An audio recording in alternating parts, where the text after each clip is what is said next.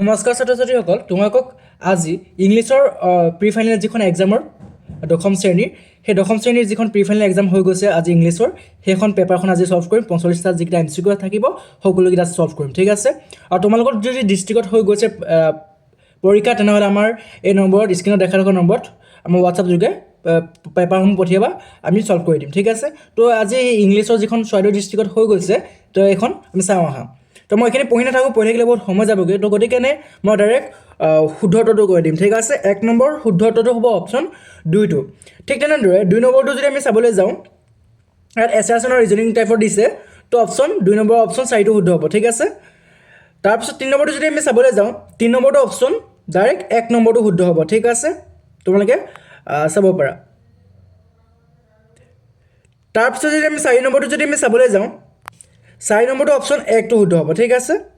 ঠিক তেনেদৰে যদি আমি 5 নম্বৰটো যদি আমি চাবলৈ যাওঁ, 5 নম্বৰটো শুদ্ধ হ'ব অপশ্যন 3টো। তাৰপিছত আমি 6 নম্বৰটো যদি আমি চাবলৈ যাওঁ, 6 নম্বৰটো অপশ্যন 2টো শুদ্ধ হ'ব, ঠিক আছে। তাৰপিছত যদি আমি 7 নম্বৰটো যদি আমি চাবলৈ যাওঁ, 1 নম্বৰটো শুদ্ধ হ'ব, ঠিক আছে। তাৰপিছত যদি আমি 8 নম্বৰটো যদি আমি চাবলৈ যাওঁ, 4 নম্বৰটো শুদ্ধ হ'ব, ঠিক আছে। তো 9 নম্বৰটো যদি আমি চাবলৈ যাওঁ, 1 নম্বৰটো শুদ্ধ হ'ব। তাৰপিছত আমি যদি 10 নম্বৰটো যদি আমি চাবলৈ যাওঁ, অপশ্যন 1 নম্বৰটো শুদ্ধ হ'ব। তাৰপিছত আমি 11 নম্বৰটো যদি আমি চাবলৈ যাওঁ, অপশ্যন 2টো শুদ্ধ হ'ব।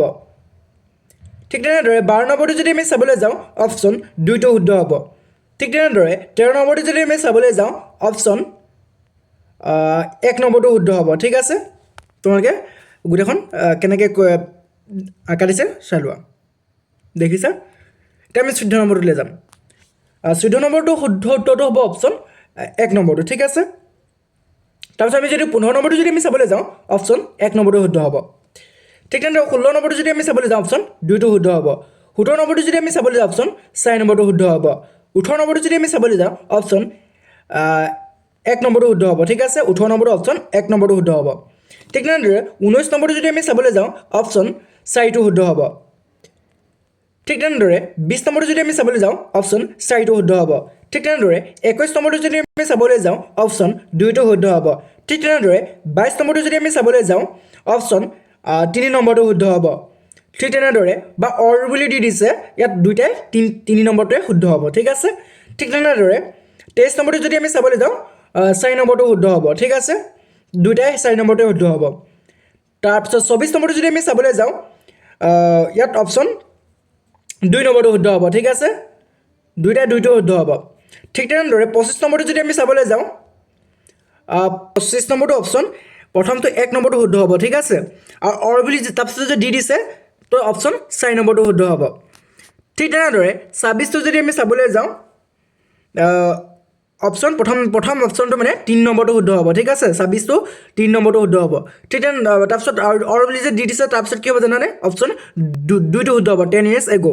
ঠিক তেনেদৰে 27 নম্বৰটো যদি আমি চাবলৈ যাওঁ, 1 নম্বৰটো শুদ্ধ হ'ব, মানে দুইটাই 1 নম্বৰতে শুদ্ধ হ'ব। 28 নম্বৰটো যদি আমি চাবলৈ যাওঁ, অপশ্যন 2টো শুদ্ধ হ'ব। 29 নম্বৰটো যদি আমি চাবলৈ যাওঁ, অপশ্যন 2টোৱে শুদ্ধ হ'ব। 30 নম্বৰটো যদি আমি চাবলৈ যাওঁ, অপশ্যন 1 নম্বৰটো শুদ্ধ হ'ব। ঠিক তেনেদৰে 31 নম্বৰটো যদি আমি চাবলৈ যাওঁ, অপশ্যন 2টো শুদ্ধ হ'ব। ঠিক তেনেদৰে আমি 32 নম্বৰটো যদি আমি চাবলৈ যাওঁ, 4 নম্বৰটো শুদ্ধ হ'ব। ঠিক তেনেদৰে 33 নম্বৰটো যদি আমি চাবলৈ যাওঁ, 4 নম্বৰটো শুদ্ধ হ'ব। 34 নম্বৰটো যদি আমি চাবলৈ যাওঁ, 4 নম্বৰটো শুদ্ধ হ'ব। 35 নম্বৰটো যদি আমি চাবলৈ যাওঁ, 1 নম্বৰটো শুদ্ধ হ'ব। 36 নম্বৰটো যদি আমি চাবলৈ যাওঁ, 2 নম্বৰটো শুদ্ধ হ'ব। 37 নম্বৰটো যদি আমি চাবলৈ যাওঁ, অপশ্যন 4 নম্বৰটো শুদ্ধ হ'ব। 38 নম্বৰটো যদি আমি চাবলৈ যাওঁ, অপশ্যন 1 নম্বৰটো শুদ্ধ হ'ব। 39টো যদি আমি চাবলৈ যাওঁ, 2 নম্বৰটো শুদ্ধ হ'ব। ইয়াত আমাৰ অলপ পঢ়িবলৈ দিছে 40 and 41লৈকে, ঠিক আছে। তো তোমালোকে চোৱা, 40টো আমাৰ অপশ্যন 3 নম্বৰটো শুদ্ধ হ'ব ইয়াত। ঠিক তেনেদৰে আমি যদি 41টো যদি চাবলৈ যাওঁ, অপশ্যন 4 নম্বৰটো শুদ্ধ হ'ব। তাৰপিছত আমি যদি চাওঁ 42, আমাৰ 42 দিছে, 42 অপশ্যন 4 নম্বৰটো শুদ্ধ হ'ব। তাৰপিছত 43টো যদি আমি চাবলৈ যাওঁ, অপশ্যন 1 নম্বৰটো শুদ্ধ হ'ব। ঠিক তেনেদৰে 44টো যদি আমি চাবলৈ যাওঁ, অপশ্যন 3 নম্বৰটো শুদ্ধ হ'ব। ঠিক তেনেদৰে 45টো যদি চাবলৈ যাওঁ, অপশ্যন 4 নম্বৰটো শুদ্ধ হ'ব। বাকী কুৱেশ্যন পেপাৰখন তোমালোকে চাই যাব পাৰা। আৰু কুৱেশ্যন পেপাৰখন যদি সম্পূৰ্ণ কুৱেশ্যন পেপাৰখন যদি লাগে, আমাৰ যিটো হোৱাটছআপ চেনেল, সেই হোৱাটছআপ চেনেলটো তোমালোকে ফ'ল' কৰি থ'ব পাৰা। অৰ্থাৎ আমাৰ আৰু টেলিগ্ৰাম চেনেলো আছে, তাত গৈ তোমালোকে ফ'ল' কৰি থ'ব পাৰা। তোমালোকে চেনেলটোৰ ভিতৰত সোমাই গ'লে পাই যাবা ঠিক আছে তো গোটেই কুৱেশ্যন পেপাৰখন চাই যোৱা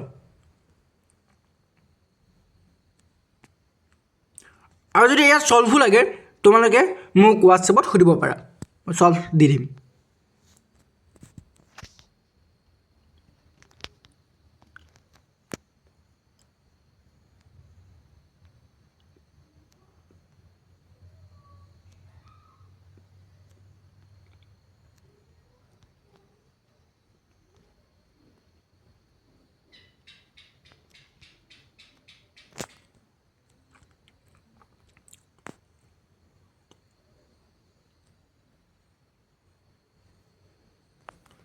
তো পেপাৰখন আছিলে ইমানখিনি তো ভিডিঅ'টো ভাল পালে লাইক কমেণ্ট শ্বেয়াৰ ছাবস্ক্ৰাইব কৰিবলৈ নাপাহৰিবা যদি ইয়াত এটা দুটা হয়তো ভুলো থাকিব পাৰে তোমালোকে কমেণ্ট বক্সত কমেণ্ট কৰিবলৈ নাপাহৰিবা ধন্যবাদ নেক্সট ভিডিঅ'ত পুনৰ লগ পাম